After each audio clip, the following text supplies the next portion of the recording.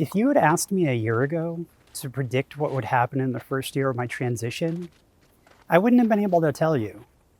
Not only because I had absolutely no idea what I was getting myself into, but also because 2020 was a year of absolutely unprecedented events. Anyone who lived through the last year can tell you all about the big upheavals, the pandemic, all the fascism everywhere, etc.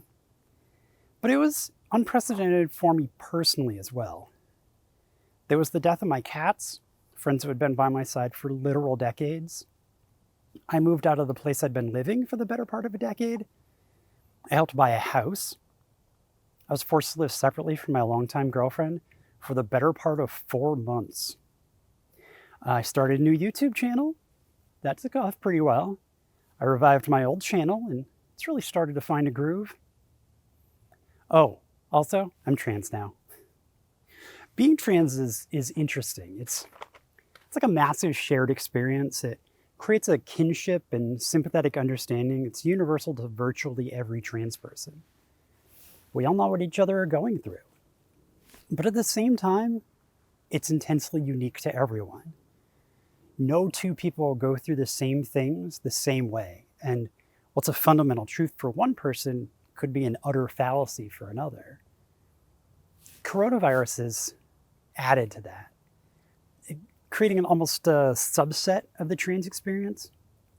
Things for me are different this past year than what's more common in a first year. For example, when I go out, I'm wearing a mask. I don't have to do makeup and cover my beard shadow every time I leave the house. And that has some pretty major impacts on how I feel and kind of how others perceive me. With stores and restaurants closed, I haven't used a public restroom in over a year. Bathroom anxiety just isn't a thing I've had to deal with yet. In general, I've just interacted with way less people than I would have otherwise. So, myself and many others starting this year just haven't had these experiences. Personally, I don't have a traditional workplace, so I haven't had any of those hurdles either. My job's at home. I do this. YouTube's my job. 2020 has made for an interesting transition experience, to say the least. Regardless of when you start, though, there'll be unique experiences around it, both personally and kind of in the world at large. It's never the wrong time to start, though. Also, don't ever let anyone tell you can't transition because of your age. No one is ever too old or too young to transition, and saying otherwise is absolute horseshit. Besides, once you start second puberty, you'll become an ageless nymph and none of it will matter anymore anyway.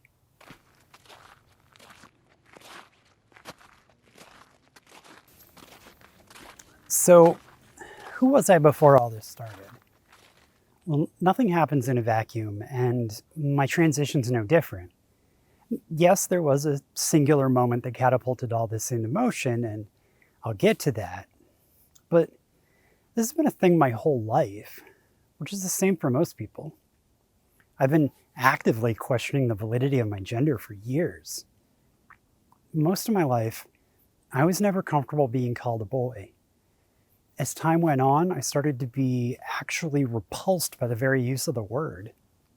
I've regularly opined that gender is a false societal construct and the entire concept is meaningless. I've also always been attracted to trans girls, and I used to openly hold them up as the ideal of womanhood. Anyway, prior to active questioning, I used to do modeling. One of my favorites was cross-dress modeling. Foreshadowing, I know. Not like drag queens, though. That's a whole specific style of performance, and it's completely separate from transgenderism usually. I mean like femboy in a dress kind of thing. I also was a total 2000s scene kid, so makeup and corsets and skirts were a regular thing for me. Plus, skirts are so much more comfortable during humid summers when you have to walk everywhere. Y'all, I was so close to figuring out that I'm trans back then. So close. All through college and after, I worked as a CNA, which is a predominantly female field. In every facility I worked, I was just one of the girls. to the point where coworkers would forget that I wasn't a girl without being specifically reminded. Not that I was misgendered, just that they didn't think of it. My whole adult life, I existed comfortably primarily in female spaces. It was only when I left those spaces for other jobs that I constantly felt uncomfortable and unhappy. Though those jobs were largely terrible garbage jobs. I can do this. As soon as I stepped back into that field, I was suddenly comfortable again. I mean, I also love being a CNA for a whole bunch of other reasons beyond that. It was probably 8 or so years ago that I removed my gender entirely from Facebook. And then a little while later, I changed it to undifferentiated androgynous. The whole time since around then, I was essentially living NB, though I didn't know what it was called at the time, and even that it was something that people did. I referred to myself as an androgynous being of pure energy on many occasions. As recently as a year and a half ago, it was a Halloween party, so a mere 3 months before all this started, I had a gay guy hitting on me, and he asked if I was gay, and I said that in order to answer that, I would have to choose a gender, and ain't nobody got time for that. It probably would have been easier to just say no. I once had a counselor doing an intake ask me sexual orientation, and I said bisexual. And asked, gender identity male? And I said, yeah, sure, whatever, I don't care. I'm a millennial, I have more important things to worry about than gender. Yeah. I have dated transgender and gender fluid people as early as high school and as recently as 5 years ago. You'd think I would have figured this shit out a while ago. It was a genderqueer friend who really helped me understand what it's all about. They took the time to explain what the different identifiers are, where those identifiers sit on the spectrum, and so on and so on. I always wanted to be a good ally, and they helped me learn a lot more about how to do that. No one else had done that for me. Other people were either unwilling to do so, or didn't recognize those are things that I should probably learn, or simply didn't understand it themselves. This friend even once straight up asked me if I'm trans, clearly recognizing an egg ready to hatch.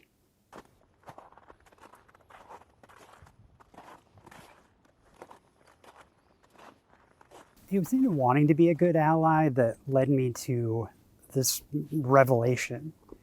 So, New Year's was on us, whole new decade. I was pretty interested in the transgender community online, following Twitch channels and Twitter accounts and so on. And I realized I didn't know much of anything about body or gender dysphoria outside of the whole cliche born in the wrong body thing and the fact that it was a serious bitch.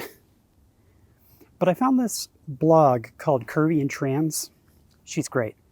She did this lengthy post detailing anything you might be curious about concerning gender dysphoria. Since then, it's evolved into the Gender Dysphoria Bible, and I can't recommend it highly enough. Reading it was a watershed moment for me. It was like a light clicked on. Suddenly, I realized what the fuck was going on with me. I had a reason and a name for all the things that have been plaguing me my entire fucking life.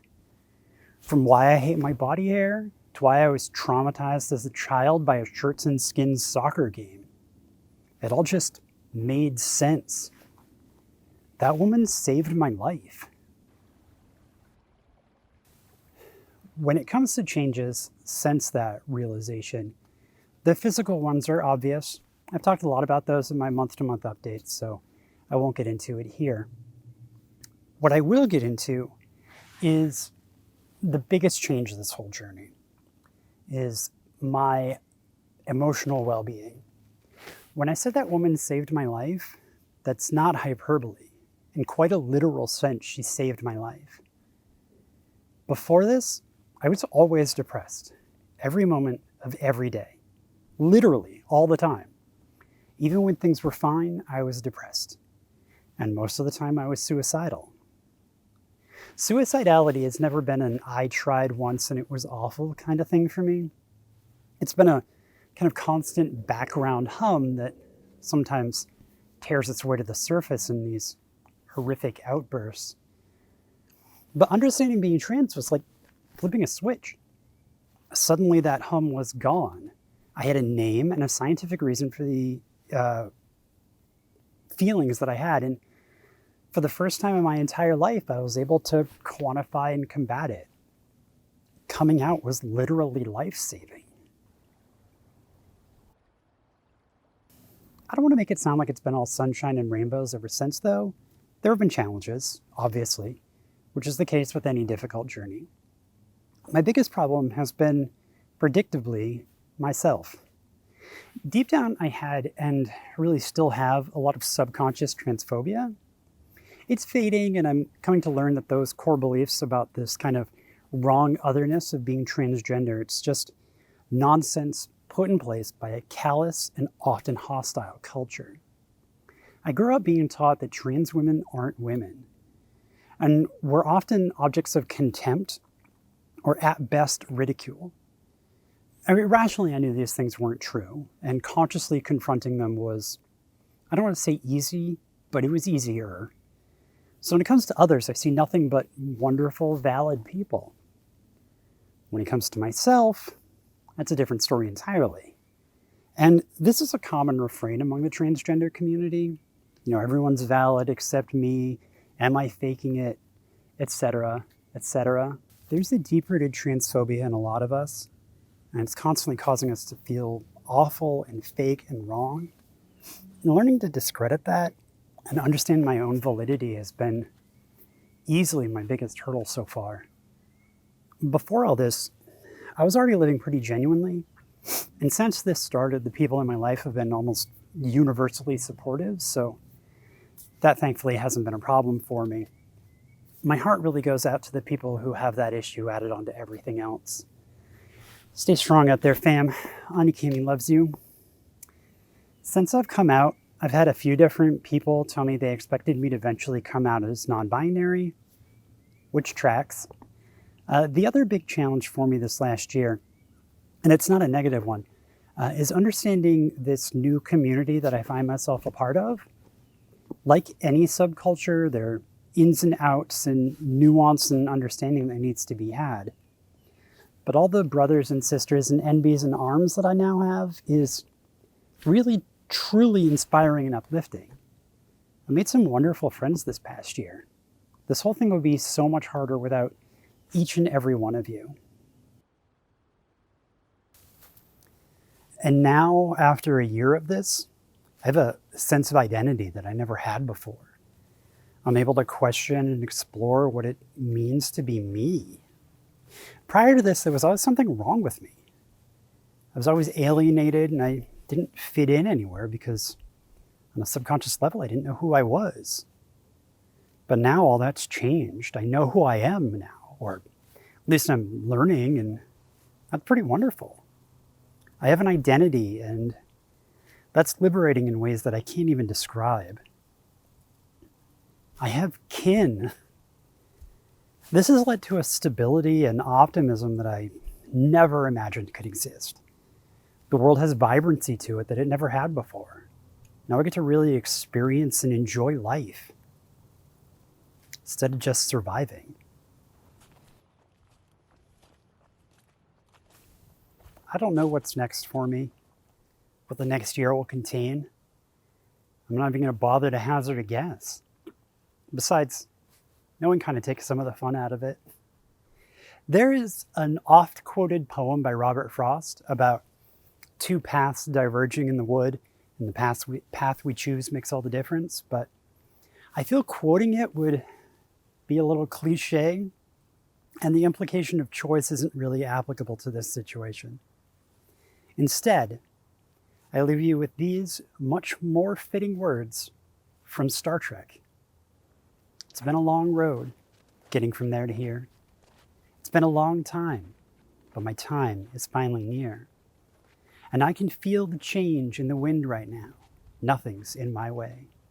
And they're not going to hold me down no more. No, they're not going to hold me down. Because I've got faith of the heart. I'm going where my heart will take me. I've got faith to believe that I can do anything. I've got strength of the soul, and no one is going to bend or break me. I can reach any star. I've got faith, faith of the heart.